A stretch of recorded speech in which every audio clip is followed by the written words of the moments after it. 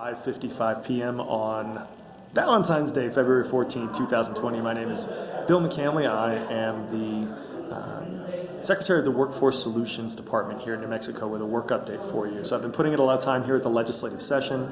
As you can see, I'm still here waiting to hear a bill on wage theft.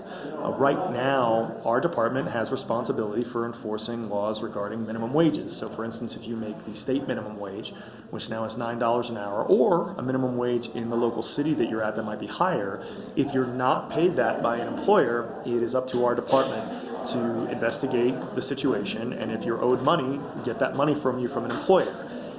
With that provision, that employer has a penalty if they're found to be not paying you what you are legally required to get, which is triple damages.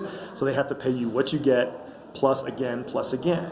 Well, another law we have is called Public Works Minimum Wage, where if you're working on a public construction project, a swimming pool, a road, a school, and you're an electrician or a plumber or a pipe fitter or whatever, you have to be paid a certain level while you're working on that. And that's to benefit the folks that are really out there that have gotten the education they need to do a good job on public projects.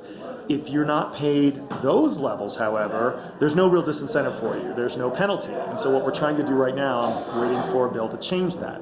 Another bill that passed today, at least a committee, was the solvency of the Public Employees Retirement Administration. So all public employees buy into a retirement fund. And the problem is, when these things were invented back in the 30s and 40s, people would start when they were 18, retire when they're in their mid-40s, live for 15 years, and then pass away. Well, people are living longer now, which is good, but it means that you can be living a lot longer than, frankly, you might have even worked. And so states across the country have really dealt with this. There was a real issue in Illinois. It actually hurt their bond rating there.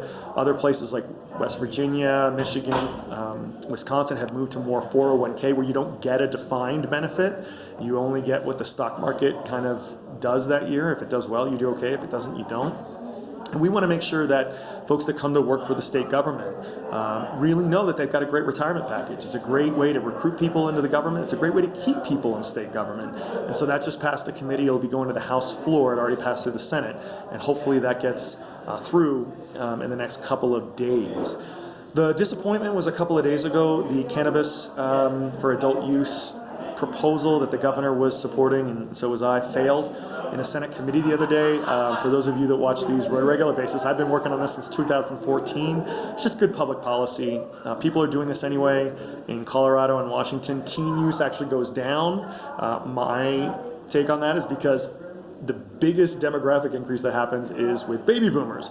And maybe when grandpa or grandpa is smoking marijuana, maybe it's not so cool for teens. But anyway, I mean, you're bringing 11,000 new jobs into the system, raising a bunch of tax money. You're not going to put people in jail for not being there. It's just a good thing. And this is only a matter of time. It is inevitable. A lot of this is generational. In fact, the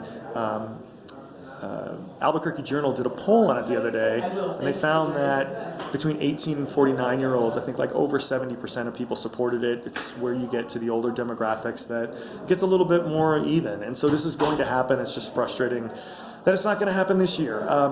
But that's kind of where we're at, and that's the legislative process. As always, if anybody has any questions, comments, or concerns on these or any of the issues, I'd love to talk with you and answer them, and hope you're having a great day. Thanks a lot. Bye.